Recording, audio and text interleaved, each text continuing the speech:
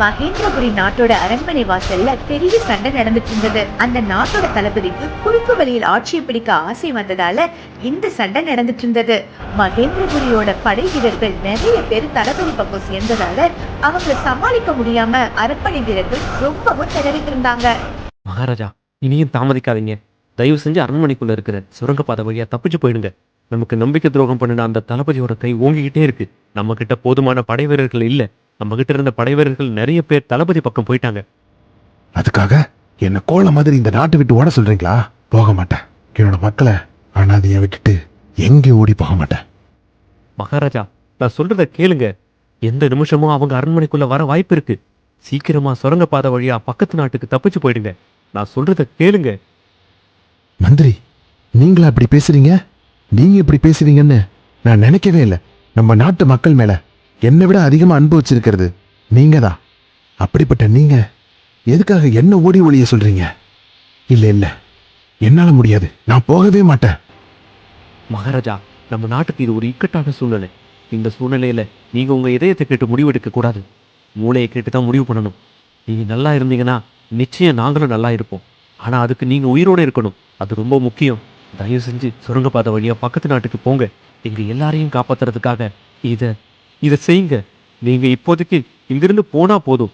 எப்படியாவது சீக்கிரமா மறுபடியும் நீங்க படையை திரட்டிக்கிட்டு இந்த நாட்டை விடுதலை பண்ணுவீங்கன்னு எனக்கு ரொம்ப நம்பிக்கை இருக்கும். பிறகு வேற வழி இல்லாத மகேந்திரபுரியோட மன்னர் மகேந்திரவர்மன் அரண்மனைக்குள்ள இருந்த சுரங்க பாதையில நடக்க ஆரம்பிச்சாரு. இப்படி ராத்திரி பூரா சுரங்க பாதையில நடந்து வந்த மகேந்திரவர்மன் பக்கத்து காட்டுக்கு வந்து சேர்ந்தப்ப பொழுது இன்னும் விடியாம இருட்டாவே இருந்துச்சு. ராத்திரி பூரா ஓய்வெடுக்காம தொடர்ந்து நடந்து வந்ததால மன்னருடைய உடம்பு ரொம்பவும் களைச்சு போயிருந்தது. கொஞ்ச நேரம் எங்கேயாவது தங்கி ஓய்வெடுத்தா தேவலாம் போல தோணுச்சு. இருந்தாலும் மன்னர் தொடர்ந்து நடந்து கொண்டே இருந்தாரு. இப்படி நடந்து வந்துகிட்டு இருந்த மகேந்திரவர்மன் அந்த காட்டுக்குள்ள ஒரு வீடு இருக்கிறத பார்த்தாரு. அடர்த்தியான காட்டுக்குள்ள தனியா ஒரு வீடு இருக்கிறது அவருக்கு ரொம்பவும் ஆச்சரியமாக இருந்தது. இந்த மாதிரி ஒரு காட்டுக்குள்ள வீடு இருக்குன்னு நான் நினைக்கவே இல்லை. வீட்டுக்குள்ள போய் யாராவது இருக்காங்களான்னு பாப்போம். அவங்களால நமக்கு ஏதாவது உதவி கிடைக்கலாம். இப்படி நினைச்ச மகேந்திரவர்மன் அந்த வீட்டுக்குள்ள இருந்த ஜன்னல் வழியா வீட்டுக்குள்ள யார் இருக்காங்கன்னு எட்டி பார்த்தாரு. இது எப்படி சாத்தியம்? இங்க உள்ள 3 பேரும் ஒரே மாதிரி இருக்காங்க. ரெட்டை குழந்தைகளா பிறந்தவங்க ஒரே மாதிரி இருப்பாங்கன்னு கேள்விப்பட்டிருக்கேன். ஆனா இவங்க 3 பேர் இருக்காங்க. எனக்கு ஒரே குழப்பமா இருக்கு. சீக்கிரமா நீங்க 2 பேரும் எனக்குள்ள வந்து சேர்ந்துடுங்க. இது ரொம்ப அதிர்ச்சியா இருக்கு. இந்த மனுஷன் ஒருவேளை மந்திரவாதியா இருப்பானோ? இல்ல இல்ல, இவன் தலையில போட்டிருக்கிற தொப்பியில தான் ஏதோ விஷயம் இருக்கு. இந்த நகையெல்லாம் இன்னைக்கு எனக்கு சொந்தமாயிடுச்சு. இன்னைக்கு நமக்கு சரியான வேட்டை கிடைச்சிருக்கு. இதையெல்லாம் கொண்டு போய் என்னுடைய தங்கச்சி கிட்ட கொடுத்தா அவ ரொம்ப சந்தோஷப்படுவா. அந்த சந்தோஷத்தை பார்க்கறதுக்காக தான் நான் இவ்வளவு கஷ்டப்படுறேன். இப்படி சொன்ன அந்த மனிதன் தங்க நகை இருந்த மூட்டையை தன்னுடைய தலையில தூக்கி வச்சுக்கிட்டு அங்க இருந்து நடக்க ஆரம்பிச்சான். இந்த மனுஷன் ரொம்ப வித்தியாசமானவனா இருக்கானே. இவன் மட்டும் அவன் வச்சிருக்கிற தொப்பி எனக்கு கொடுத்தான்னா எனக்கு ரொம்ப உதவியா இருக்கும். இருக்கட்டும், அவன் கிட்ட போய் பேசி பார்க்கலாம்.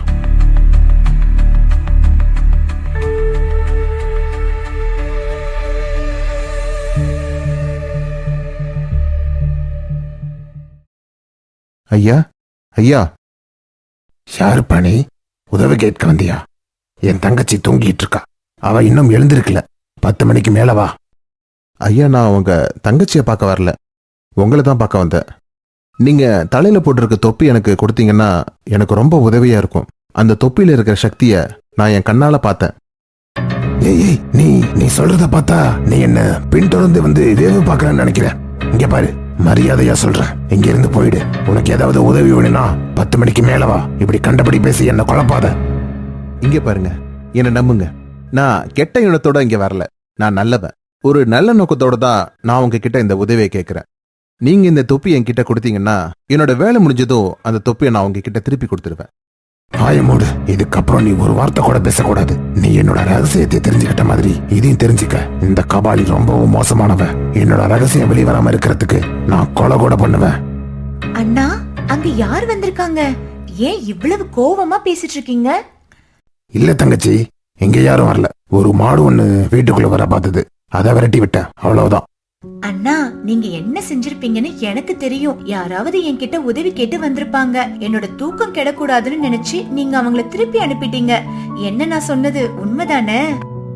சோனா தங்கச்சி, உன்னை ஏமாத்த முடியுமா? நடந்ததை பார்த்த மாதிரி அப்படியே சொல்ற? அண்ணா, நம்ம கிட்ட வரவங்க இங்க வந்தா உதவி கிடைக்கணும்னு நினைச்சு வராங்க.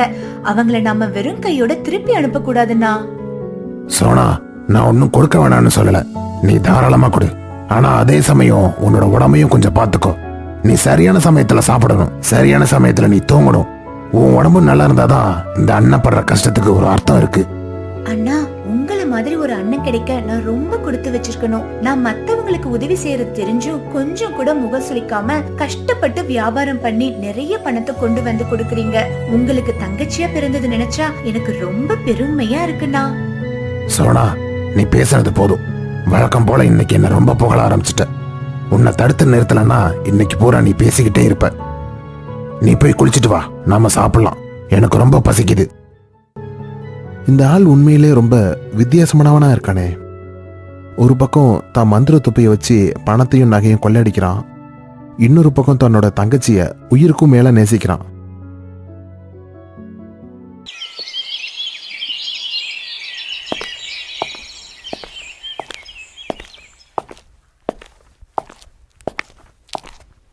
தம்பி, யாருப்பா நீ? எதுக்காக இங்க படுத்து தூங்கிட்டு இருக்க? ஐயா, நான் இந்த கிராமத்துக்கு புதுசா வந்திருக்கேன். எனக்கு இங்க யாரையும் தெரியாது. இங்க பாரு தம்பி, இங்க இருக்கிற கிராமங்கள்ல இப்ப நிறைய திருட்டு போயிட்டு இருக்கு. அது யாருன்னு தெரியாம நாங்க எல்லாம் தவிச்சுக்கிட்டு இருக்கோம். இந்த சமயத்துல இந்த மாதிரியான இடங்கள்ல படுத்து தூங்குறது உனக்கு ஆபத்து.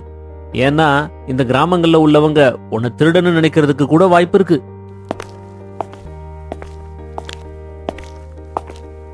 மாறி, உனக்கு ஒரு விஷயம் தெரியுமா? மேற்கு திசையில உள்ள ஒரு நகை கடைக்காரர் வீட்டுல திருட்டு போயிருச்சான். வீட்டுல இருந்த நகைக எல்லாத்தையும் எடுத்துட்டு போயிட்டாங்க. இந்த தடவையும் அதே திருட்டு கும்பல் தான் வந்திருக்கு.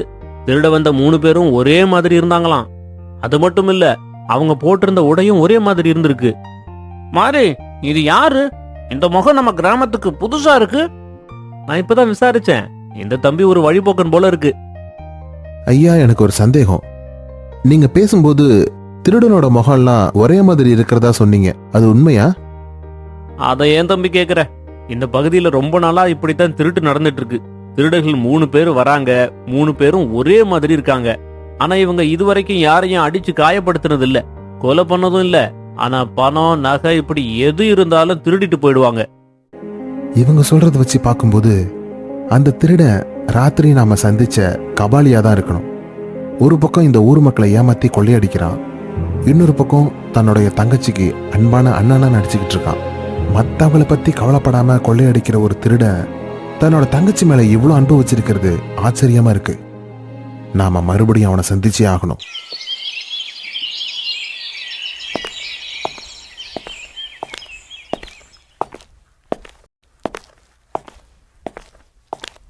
ஆமா, இங்க என்ன நடக்குது? எதுக்காக இவ்வளவு பேர் கூட்டமா நிக்கிறீங்க? நீ இந்த கிராமத்துக்கு புதுசுன்னு நினைக்கிறேன். அதனாலதான் இங்க என்ன நடக்குதுன்னு உனக்கு தெரியல. அதோ அங்க பாரு, அந்த தர்ம தேவதை கஷ்டப்படுறவங்களை எல்லாம் உதவி பண்ணிக்கிட்டு இருக்கா. அந்த உதவியை வாங்குறதுக்கு தான் இவ்வளவு கூட்டம் வந்திருக்கு. இதுவரைக்கும் இந்த தர்ம தேவதை வந்தவங்களை வெறுங்கையோட திருப்பி அனுப்புனதே இல்ல. இந்த கதை ரொம்ப நல்லா இருக்கு. கொள்ளை அடிக்கிற அண்ணன், அதை வாரி கொடுக்கிற தங்கச்சி.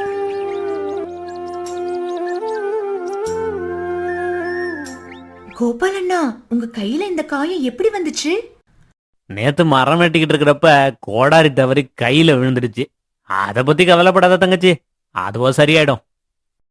அண்ணா, இப்படி பேசாதீங்க. வீட்டுக்குள்ள வாங்க, என்கிட்ட காயத்துக்கு போடுற மருந்து இருக்கு. அதை வச்சு கட்டு போட்டு விடுறேன் உங்களுக்கு.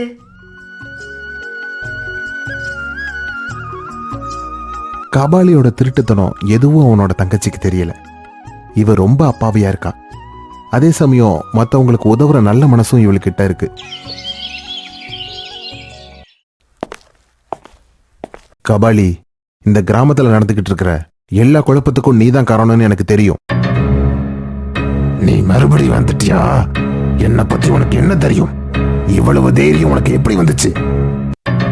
கபாலி, நீ ஒரு திருடன்னு இங்க உள்ளவங்களுக்கு எல்லாம் தெரிஞ்சிச்சுன்னா இந்த ஊர் மக்கள் எல்லாம் உன்னை பத்தி என்ன நினைப்பாங்கன்னு யோசிச்சு பாத்தியா?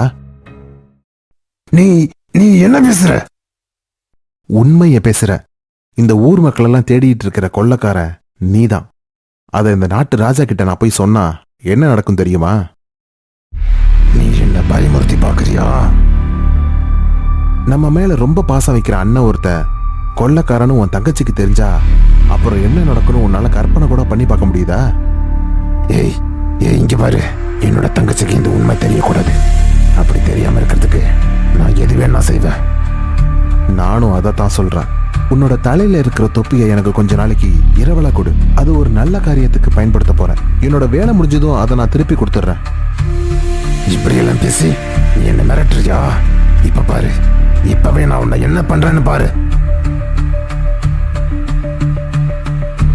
கபாலி, ஒரு நிமிஷம் நில்லு. என் கூட சண்டைக்கு வரியா? தாராளமா வா.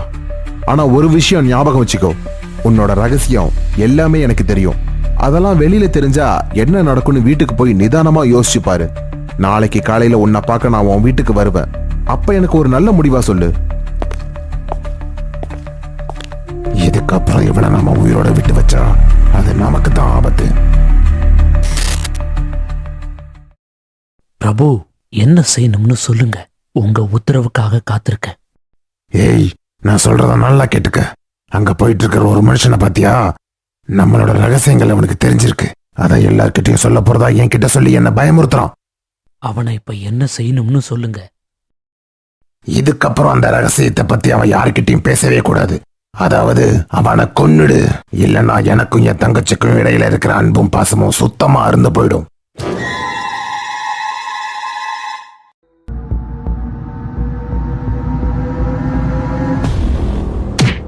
கபாலி, நீயா? நானே தான் உனக்கு எத்தனையோ தடவை எச்சரிக்கை கொடுத்தேன். ஆனா நீ கேட்கல. எனக்கு தொடர்ந்து தொல்லை கொடுத்துட்டே இருந்த. உன்னை இதுக்கப்புறம் விட்டு வச்சா என்னோட ரகசியங்களை வெளியில சொல்லுவேன். இல்ல, நான் சொல்ல மாட்டேன். யாருக்கிட்டையும் இந்த உண்மையை சொல்ல மாட்டேன். தயவு செஞ்சு நான் சொல்றத நம்பு. நம்ப மாட்டேன். நீ சொல்றதெல்லாம் போய். உன்னை உயிரோட விட்டா இந்த கிராமத்துல இதுக்கப்புறம் நான் நிம்மதியா வாழவே முடியாது. அடிக்காத, அடிக்காத. என் பேச்ச கேளு. நான் நல்லவன். இறந்துட்டியா?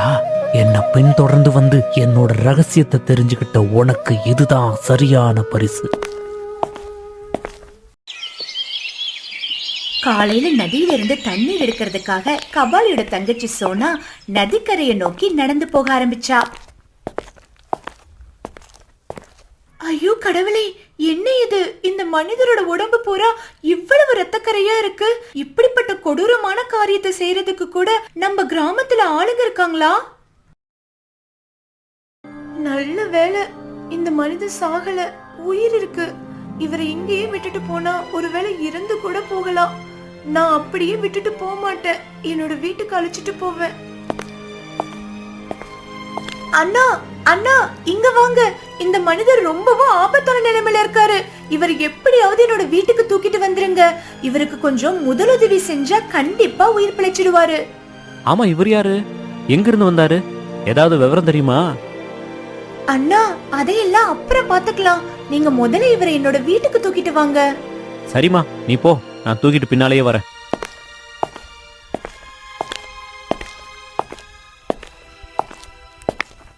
அண்ணா, அண்ணா, நீ எங்க இருக்க? சீக்கிரம் இங்க வா. இங்க வந்து என்ன நடக்குதுன்னு பாரு. என்ன தங்கச்சி, என்ன ஆச்சு? ஏன் இப்படி பதட்டமா இருக்க? அண்ணா, நான் தண்ணி எடுக்கிறதுக்காக நதிக்கரைக்கு போனப்ப இந்த மனிதரை பார்த்தேன். பாரு, கொஞ்சம் கூட இரக்கமே இல்லாம யாரோ இவரை இப்படி அடிச்சு போட்டுட்டு போயிருக்காங்க. அவங்க எல்லாம் மனுஷங்களா இல்ல மிருகங்களானே தெரியல. சோனா, நான் சொல்றத கேளு. இந்த மனுஷனை இதுக்கு நம்ம வீட்டுக்கு தூக்கிட்டு வந்த. இவன் யாரு என்னன்னு நமக்கு எதுவும் தெரியாது.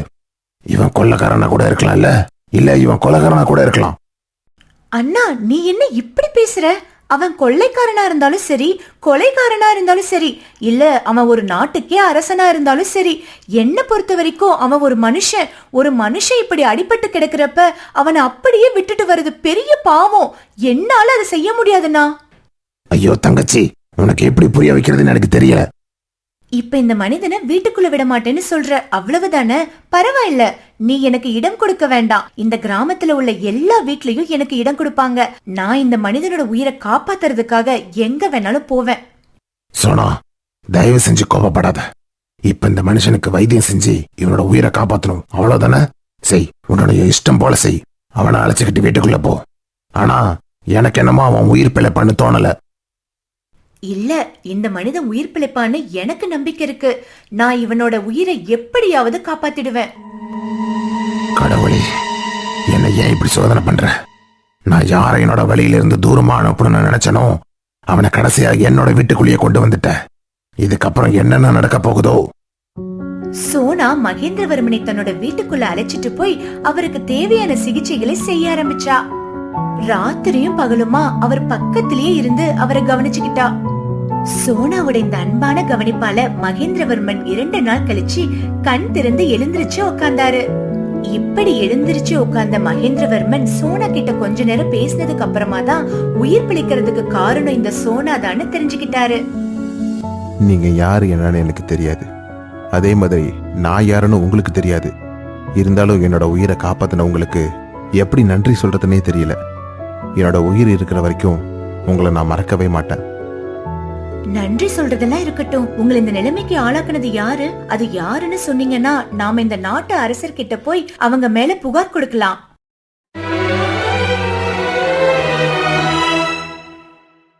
ஐயோ, என் தங்கச்சிக்கு கொஞ்சம் கூட அறிவே இல்ல. அடிப்பட்டவனை கொண்டு வந்தோமா, அவன் உடம்ப சரி பண்ணி வெளியில அனுப்பணுமான்னு இல்லாம இதெல்லாம் யாரு விசாரிக்க சொன்னது? ஒருவேளை இவன் உண்மையை சொல்லிட்டான்னா நாம நம்ம தங்கச்சி முகத்திலையும் இந்த ஊர்க்காரவங்க முகத்திலையும் முழிக்கவே முடியாது.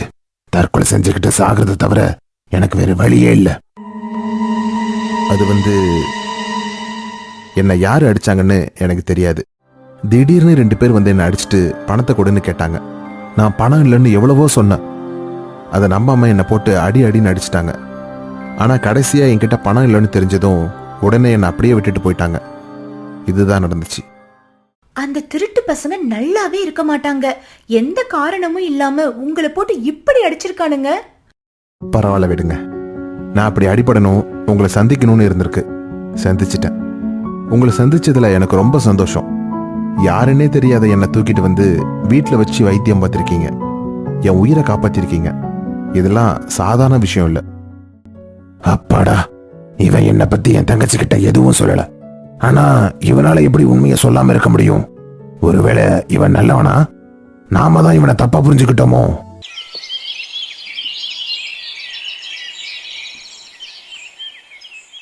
பிறகு சில நாட்கள் கபாலி வீட்டிலேயே தங்கியிருந்த மன்னர் மகேந்திரவர்மன் உடல்நிலை சரியான உடனே அங்கிருந்து கிளம்ப தயாராயிட்டாரு.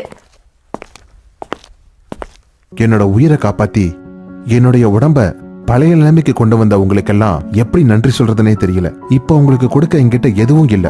ஆனா கண்டிப்பா ஒரு காலம் வரும். அப்ப என்னோட நன்றி கடனை நான் நிச்சயமா தீர்த்துப்பேன். இப்படி சொன்ன மன்னர் பிறகு கபாலி வீட்டை விட்டு புறப்பட்டு நடந்து போக ஆரம்பிச்சாரு.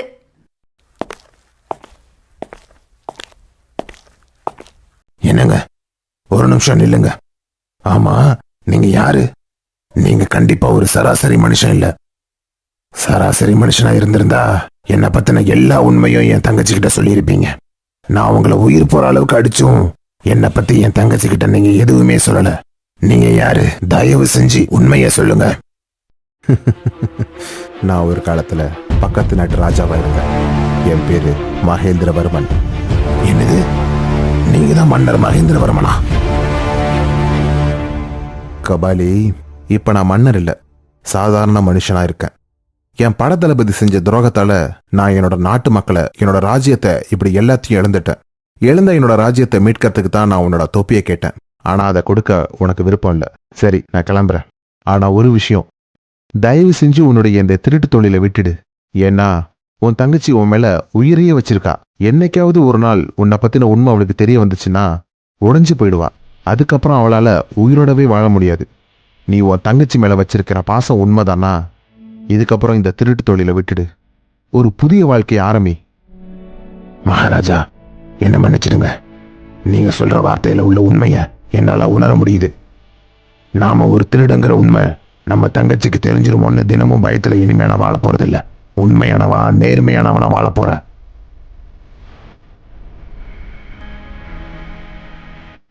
என்னுடைய வாழ்க்கை நல்லா இருக்கணும்னு நினைச்ச நீங்க என் தங்கச்சி கிட்ட உண்மையை சொல்லல.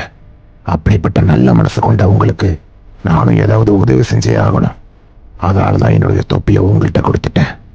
இந்த தொப்பி இதுக்கப்புறம் என்கிட்ட இருக்கிறத விட உங்களை மாதிரி ஒரு நேர்மையான நல்ல உள்ளம் கொண்டவர்கிட்ட இருக்கிறது தான் நல்லது. கபாலி, உனக்கு ரொம்ப நன்றி. இந்த மந்திர தொப்பியை வச்சு நான் எனக்கான ஒரு பெரிய படையை தயார் பண்ணுவேன். என்னுடைய ராஜ்யத்தை நான் மீட்டெடுப்பேன். பிறகு மகேந்திரவர்மன் அந்த மந்திர தொப்பியை வச்சு ஆயிரக்கணக்கில் படை வீரர்களை உருவாக்குனாரு. பிறகு அந்த வீரர்களை வச்சு தனக்கு துரோகம் பண்ண தளபதியோட சண்டை போட்டு அவனை தோற்கடிச்சாரு. இப்ப மறுபடியும் மகேந்திரபுரி மன்னர் மகேந்திரவர்மனுக்கு சொந்தமாயிடுச்சு. மகேந்திரவர்மன் மறுபடியும் தன்னோட ராஜ்யத்தை நல்ல முறையில ஆட்சி செய்ய ஆரம்பிச்சாரு. பிறகு மன்னர் தன்னோட படை வீரர்களை அனுப்பி கபாலியையும் கபாலியோட தங்கச்சி சோனாவையும் தன்னோட ராஜ்யத்துக்கு அழைச்சிட்டு வர சொன்னாரு. பிறகு கபாலியோட சம்மதத்தோட சோனாவை திருமணமும் பண்ணிக்கிட்டாரு. மன்னரோட திருமணத்தை மகேந்திரபுரி மக்கள் திருவிழா மாதிரி கொண்டாடினாங்க. அதுக்கப்புறம் வந்த நாட்கள்ல மன்னர் மகேந்திரவர்மன் திறமையான முறையில ஆட்சி நடத்தி மக்களோட மனசுல நீங்காத இடம் பிடிச்சாரு.